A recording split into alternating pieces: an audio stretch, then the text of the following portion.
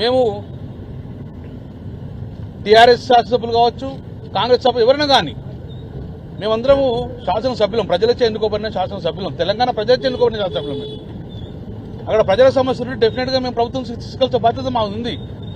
అందుకే నిన్న మా గౌరవ సభ్యుడు అక్కడ డిఓ గారి మీద కానివ్వండి, సిఓ గారి మీద కానివ్వండి, ప్రభుత్వం నుంచి ఎదుర్కొన్న సమస్యలు ప్రజలకు ఎదుర్కొన్నారని చెప్పి ఆ సమస్య పెడుతుంటే ఒక ప్రజాప్రతినిధి, ఒక శాసనసభ్యుడు, ఒక గౌరవం ఉన్న వ్యక్తిని మీద ఈరోజు సిఓ గారు మా విధులకు ఆటంకం కలిగించిందని చెప్పి కంప్లైంట్ చేయడం అనేది నేను దురదృష్టంగా భావిస్తున్నాను. ఇది దురదృష్టము, చాలా విచారకరము. కరీంనగర్ జిల్లాలో ఇంతవరకు ఎప్పుడు అలా జరగలేదు. మేము కూడా మంత్రిగా ఉన్నాం, ప్రతిపక్ష పాత్రగా పోస్ట్ జీవరెడ్డి గారు ఎంతమంది ఉన్నారు, కానీ ఏ రోజు కూడా జీవరెడ్డి గారు మాట్లాడినా కానీ, శ్రీబాబు గారు మాట్లాడినా కానీ మేము కేసులు పెట్టలేదే.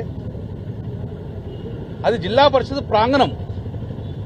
ఏమన్నా సమస్యలు ఉంటే జిల్లా పరిషత్ గారి కాన్సెంట్ తీసుకొని సిపి గారికి కంప్లైంట్ ఇవ్వాలి.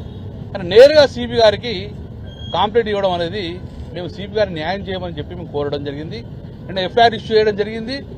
మేము సిపి గారిని కలిసినాం. సార్ మమ్మల్ని సమానంగా చూడండి, మేము శాసనసభ్యులు, మేము ప్రజా సమస్య ఉన్నాం కాబట్టి డెఫినెట్గా మేము న్యాయం చేస్తామని చెప్పింది. మరి అలాగే మేము ఏదైతే కౌశిక్ రెడ్డి మా విధులకు ఆటంకం కలిసాం సిఓ గారు అన్నారో, మరి కౌశిక్ రెడ్డి గారి నోరు ముంచే ప్రయత్నం చేసినప్పుడు వారి విధులు కూడా ఆటంకం కలిగించినట్టుగా సిఓ గారు. అది మీటింగ్ హాల్లో మాట్లాడినాం, బయట కాదుగా మాట్లాడేది. ఇక మేము జిల్లా పరిషత్ సమాజంలో పోవడం ఎందుకు? మేము మాట్లాడితే మనకు ఎఫ్ఐఆర్ చేసేవాడు ఎందుకు? మేము మాట్లాడకూడదా? ప్రజా సమస్య మాట్లాడితే మేము గొంతు నొక్కిరండి, మా గొంతు నొక్కుతారా?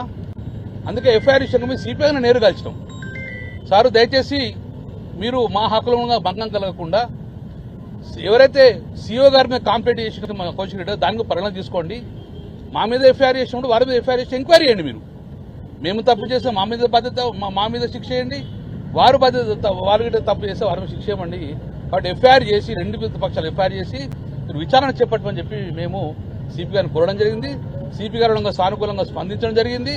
మాకు నమ్మకం ఉన్నది, సిపి గారు కాంగ్రెస్ పార్టీ ఎమ్మెల్యేలను, టీఆర్ఎస్ పార్టీ ఎమ్మెల్యేలను సమానంగా చూడండి అని చెప్పి మేము కోరడం జరిగింది. డెఫినెట్గా అతని మీద మాకు నమ్మకం ఉన్నది, డెఫినెట్ మాకు న్యాయం చేస్తామని భావిస్తున్నాము.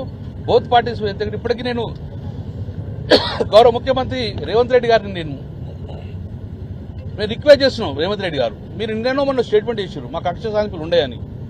మరి కరీంనగర్ జిల్లాలో ఏం జరుగుతుంది? మీరు దయచేసి జిల్లా మీద మీరు ఫోకస్ పెట్టడం జరగండి. మీరు స్టేట్మెంట్ ఇచ్చిన 3 రోజులకే మాకు కక్ష సాధింపులు ఉండేవి, ప్రజా సమస్య నుంచి ఏ ఎమ్మెల్యేని రావచ్చని మాట్లాడినరు. కానీ ప్రజా సమస్యలు మాట్లాడితే కరీంనగర్ జిల్లాలో గొంతు నొక్కే ప్రయత్నం చేస్తున్నారు. కాబట్టి మీరు దయచేసి ఇమ్మీడియట్గా ఇక్కడ యంత్రాంగానికి కానీ, ఇక్కడ మీ యొక్క అధికార పక్షం ఉన్న నాయకులు కానీ క్లియర్గా డైరెక్షన్ ఇవ్వండి. ఇది ప్రభుత్వానికి మంచి పరిస్థితి ఉండదు, మంచి పేరు తెలియదు. ఈరోజు మీకు చెడ్డ పేరు తీసుకొచ్చే విధంగా వ్యవహరిస్తున్నారు. కాబట్టి ఇది ఇక్కడికే ఫుల్ స్టాప్ బట్టి ఎమ్మెల్యే మీద ఎఫ్ఐఆర్ అనేది మీరు దయచేసి ఎంక్వైరీ చేసి తీయడం అనేది మేము కోరుచున్నది జరిగింది. డెఫినెట్ ఎఫ్ఐఆర్ను క్లోజ్ చేయాలని చెప్పేసి మేము మా అందరి పక్షాన రేపు పొద్దున మేము మాట్లాడితే ఎఫ్ఐఆర్ ఇచ్చినా రేపు కాంగ్రెస్ నాయకులంగా, కాంగ్రెస్ ఎమ్మెల్యేలంగా వారి సమస్య మాట్లాడతారు. వారిని ఎఫ్ఐఆర్ చేస్తారా? ఎంతమంది ఎఫ్ఐఆర్ మీద చేసుకుంటూ అవుతారు? కాబట్టి దయచేసి మేము రేపు పొద్దున అసెంబ్లీ ఇట్లా కొంచెం మాట్లాడతాం, మా మీద ఎఫ్ఐఆర్ అవుతుందా? మరి ఇంతవరకు ఇప్పుడు కాలేదు కదా. మేము అసెంబ్లీ 20 సంవత్సరాల నుంచి మేము మాట్లాడుతున్నాం. మరి మా మీద ఎప్పుడు ఎఫ్ఐఆర్ చేయలే కదా. ఏ స్పీకర్ గారు, ఏ సీఎం గారు చేయలే కదా. ఇది కొత్త ఆచారం తీసుకొచ్చింది.